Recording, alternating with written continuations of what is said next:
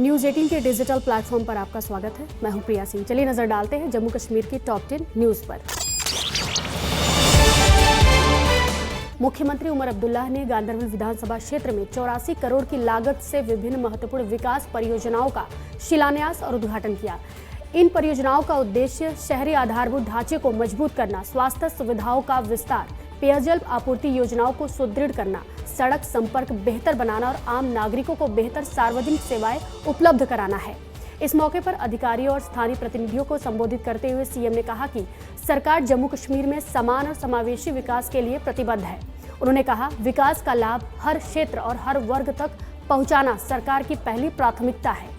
मुख्यमंत्री ने विश्वास जताया कि इन परियोजनाओं के पूरा होने से गांधरबल और आसपास के क्षेत्रों में नागरिक सुविधाओं में उल्लेखनीय सुधार होगा और लोगों के जीवन स्तर में सकारात्मक बदलाव आएगा। कई अहम प्रोजेक्ट्स गांधरबल के लिए या तो इनॉग्रेशन के लिए तैयार थे या उनका फाउंडेशन स्टोन लगना था। आज कोई 80 करोड़ के प्रोजेक्ट्स जो हैं वो गांधरबल के लिए या तो इनॉग्रेट हुए हैं या उनका संग बुनियाद रखा गया, जिनमें गांधरबल हॉस्पिटल का सीटी स्कैन, कई वाटर सप्लाई स्कीमें, एक बहुत अहम ड्रेनेज का स्कीम पूरे गांधरबल के लिए, एक बाईपास रोड तिहामा चौक के रश को कम करने के लिए। तो कई अहम प्रोजेक्ट्स जिनकी जरूरत गांधरबल को थी उनको मंजूरी दी गई है और जल्दी उन पे काम शुरू होगा। जम्मू कश्मीर में जलवायु परिवर्तन आर्टिफिशियल स्नो को लेकर सियासत तेज हो गई है। जम्मू कश्मीर बीजेपी ने क्लाइमेट चेंज और ग्लोबल वार्मिंग और आर्टिफिशियल स्नो पर प्रेस कॉन्फ्रेंस की। प्रेस कॉन्फ्रेंस में बीजेपी के प्रदेश प्रवक्ता डॉक्टर अभिजीत जसरोटिया और अल्ताफ ठाकुर और मंजूर भट्ट मौजूद रहे। यहां बीजेपी ने सीएम उमर अब्दुल्ला के उस बयान पर निशाना साधा जिसमें सीएम ने कहा था कि बाकी दुनिया में विंटर गेम्स आर्टिफिशियल स्नो पर होती है, लेकिन यहाँ नहीं, हमें इस पर काम करना होगा।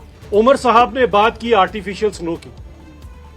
अब आर्टिफिशियल मुख्यमंत्री और एक एब्यूजिव उप मुख्यमंत्री और एक सरकार जो बेकार साबित हो रही है और जम्मू के दो जयचंद जो इन्होंने मंत्री बना के रखे हैं, ये पूरे का पूरा समीकरण है इस आर्टिफिशियल सरकार का। इसीलिए आज आपको जो नेमत ये लोग दे रहे हैं वो क्या है, आर्टिफिशियल स्नो की।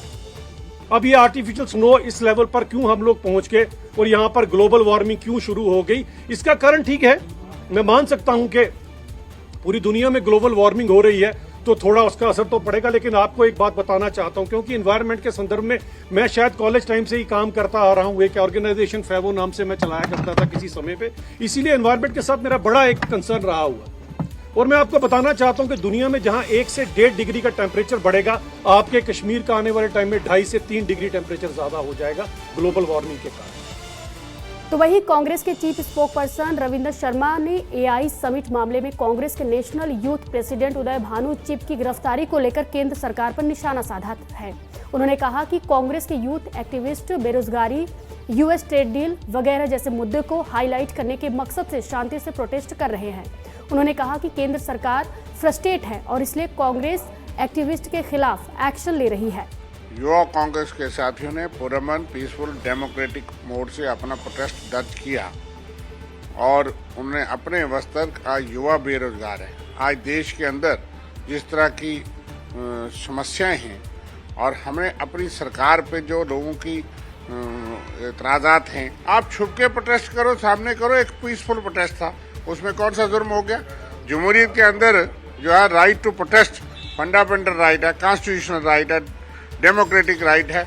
कौन सी किसी को कोई उन्होंने वायलेंस की है, हिंसा की है, क्या जुर्म हुआ है? तो आप मोदी जी के खिलाफ पोस्ट लगाओ तो एफआईआर लगते हैं। आप नेहरू से लेकर के सारे खानदान और सारी लीडरशिप गालियां बको, उस पर कोई एतराज नहीं है। उस वक्त शर्म नहीं आती कि हम देश के उन स्टालवार्स को बदनाम करते हैं।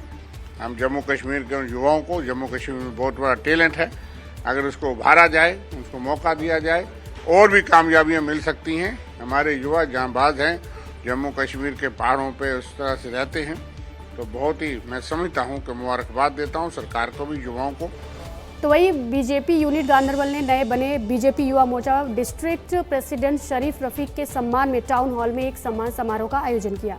इस प्रोग्राम में चल रहे प्रशिक्षण महाअभियान 2026 के तहत एक वर्कशॉप भी हुई, जिसका मकसद ऑर्गेनाइजेशनल स्ट्रक्चर को मजबूत करना और पार्टी वर्कर्स की काबिलियत को बढ़ाना था।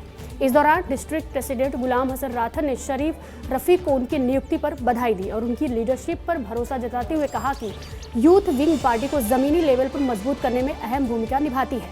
उन्होंने पार्टी की पहुंच और असर को और बढ़ाने के लिए कई नई स्ट्रेटजी और ऑर्गेनाइजेशनल कोशिशों पर जोर दिया। उम्मीद है कि मैं पार्टी में आगे काम करूंगा और यूथ को अपने साथ जोड़ूंगा और उनको आगे बढ़ाऊंगा और पार्टी की जो मिशन है वो आगे बढ़ाऊंगा और कोशिश करूंगा कि यहाँ पर बीजेपी का जो प्लेटफॉर्म है वो मजबूत हो। टाउन हॉल में एक वर्कशॉप था जिसकी क़यादत हमारे प्रभारी साहब आरिफ राजा कर रहे थे।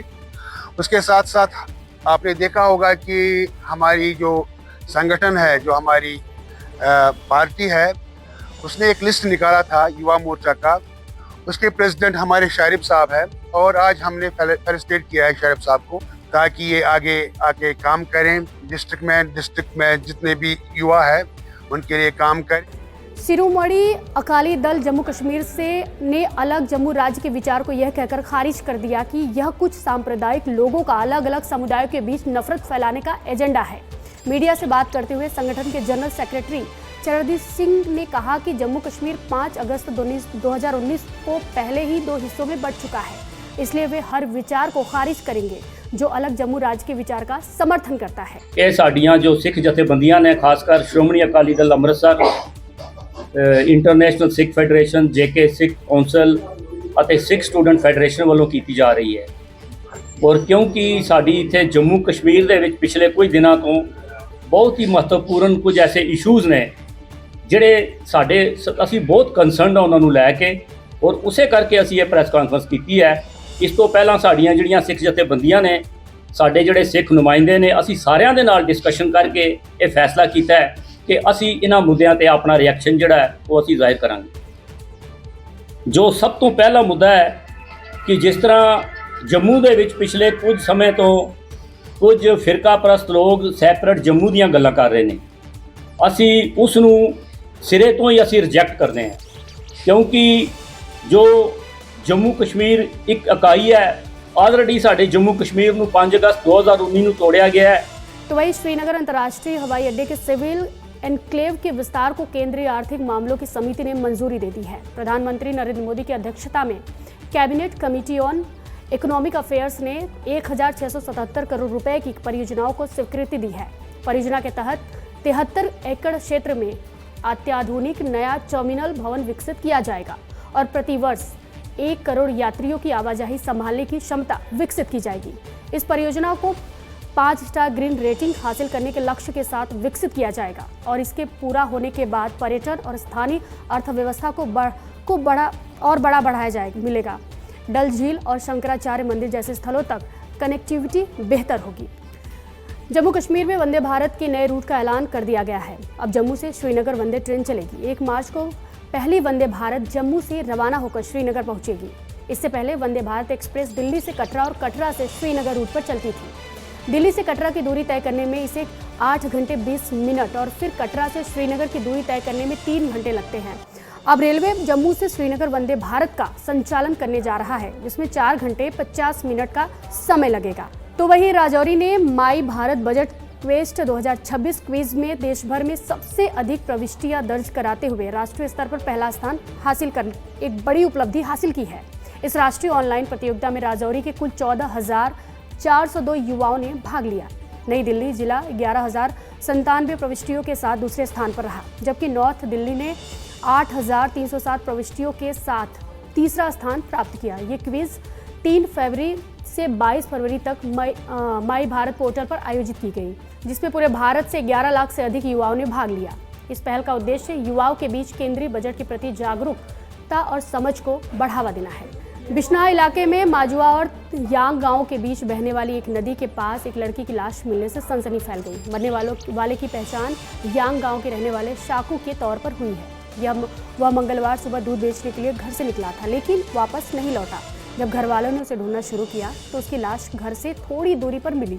रामगढ़ और बिश्नाह से पुलिस ने मामले की जांच शुरू कर दी है। तो वही अनंतनाग शहर के ऐतिहासिक शेरबाग की हालत बेहद खराब है। यहाँ के झरनों में मछलियां रहस्यमय तरीके से मर रही हैं, जिससे स्थानीय लोगों में चिंता का विषय बन गया है। इस बीच बाघ की बिगड़ती हालत को लेकर लोगों में काफी गुस्सा और रोष देखा जा रहा है, नाराजगी देखी जा रही है। उन्होंने सरकार और प्रशासन से अपील की है कि वे इस मामले में दखल दें और जल्द से जल्द कदम उठाएं ताकि बाघ की शान धीरे धीरे वापस आ सके। फिशरीज डिपार्टमेंट और म्यूनिसिपल काउंसिल की टीमों ने बाघ का दौरा और तुरंत कदम उठाने का भरोसा दिया। इस वीडियो पर आपकी क्या प्रतिक्रिया है, हमें कमेंट बॉक्स में जरूर बताएं। फॉलो कीजिए न्यूज़ 18।